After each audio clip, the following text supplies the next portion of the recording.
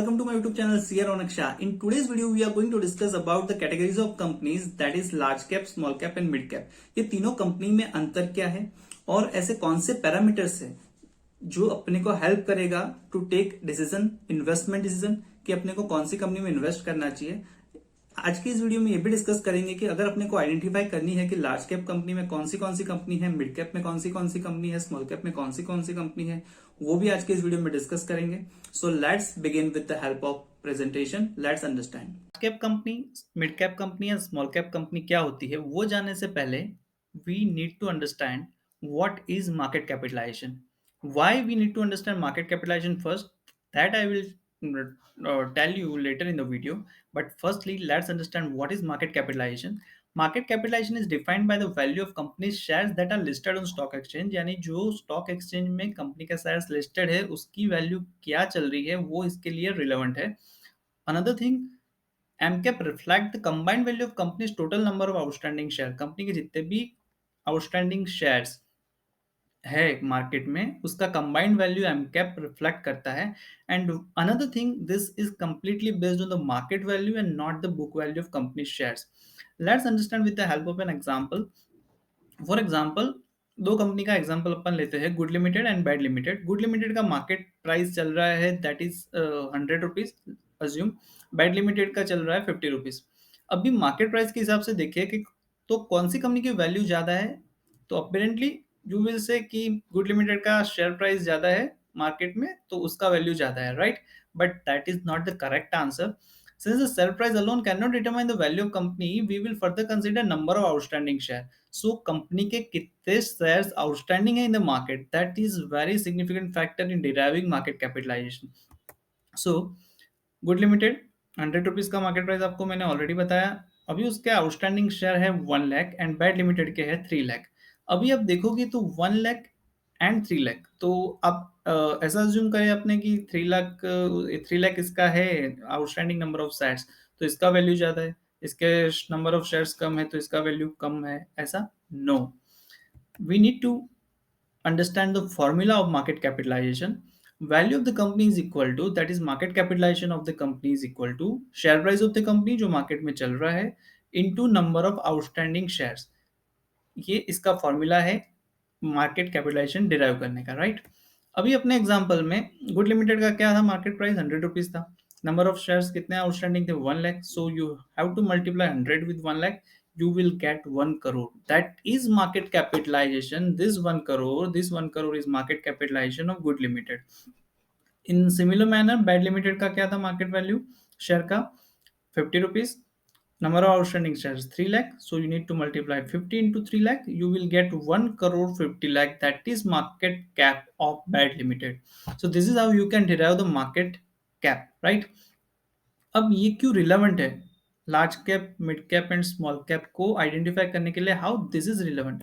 As per SEBI norms, company की जो market capitalisation होती है उसके बेसिस पे उसको क्लासिफाई किया जाता है लार्ज कैप कंपनी के, large cap company, mid cap company और small cap company, right? Based on the market value of company share, every company in the market has a different market cap. सभी की market value different है तो सभी का market cap भी different होगी, क्योंकि इस कंपनी के आउटस्टैंडिंग शेयर्स भी डिफरेंट है, मार्केट वैल्यू भी डिफरेंट है, सो मार्केट कैप भी सबकी डिफरेंट डिफरेंट होगी।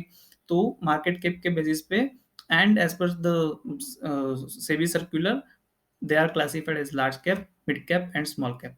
अब क्या है उसका क्राइटेरिया, लेट्स अंडरस्टैंड।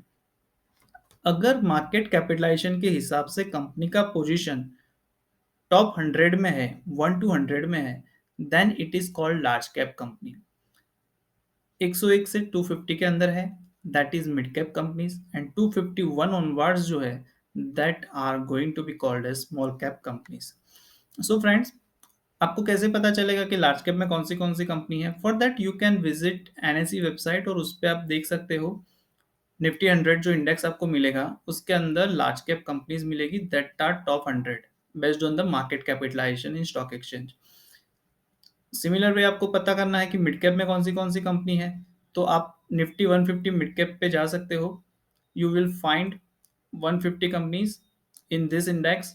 सो वहां से आपको पता चल जाएगा कि मिड कैप में कौन सी है। स्मॉल कैप में आपको जानना है, कैटेगरी जाननी है कि 251 से 500 यानी टॉप 250 कंपनीज कौन सी है स्मॉल कैप कैटेगरी में, for that you can check this index Nifty 250 small cap index.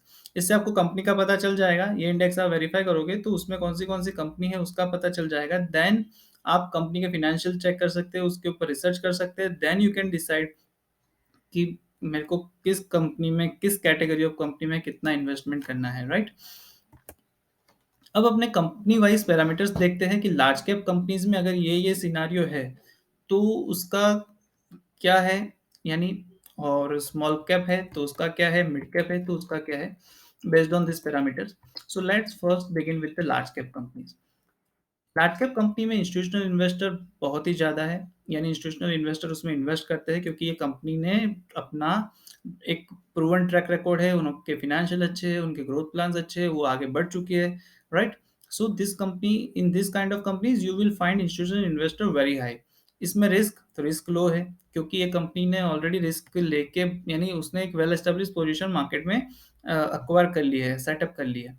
Growth prospect, तो कंपनी ऑलरेडी ग्रो कर चुकी है, राइट। सो ग्रोथ प्रोस्पेक्ट इसके बहुत हाई नहीं बोल सकते, लो भी नहीं बोल सकते, दे आर मॉडरेट। लिक्विडिटी, तो कंपनी में बाइंग सेलिंग अच्छी होती रहती है क्योंकि लार्ज कैप कंपनीज है, उसमें इंस्टीट्यूशनल इन्वेस्टर है, दूसरे सारे इन्वेस्टर, रिटेल इन्वेस्टर, सबका पार्टिसिपेशन रहता है।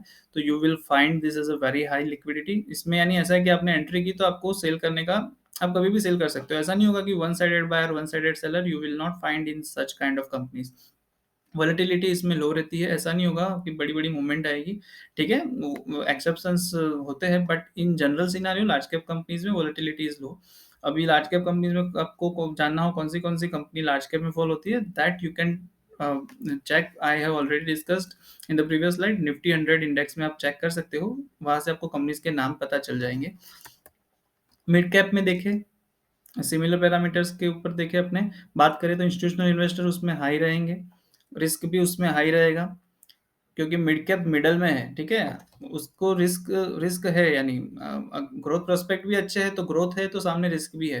लिक्विडिटी भी इसमें हाई रहेगा, आपको लिक्विडिटी मिलेगा। वॉलेटिलिटी भी आपको उसमें हाई मिलेगा, ठीक है? कुछ भी हो सकता है मिड कैप स्टॉक्स में, यानी आपको वॉलेटिलिटी हाई मिलेगी। Price, as far as price is concern, liquidity भी आपको मिलेगी, यानी ऐसा नहीं होगा कि आप one sided buyer, one sided seller, general cases में नहीं मिलेंगे आपको।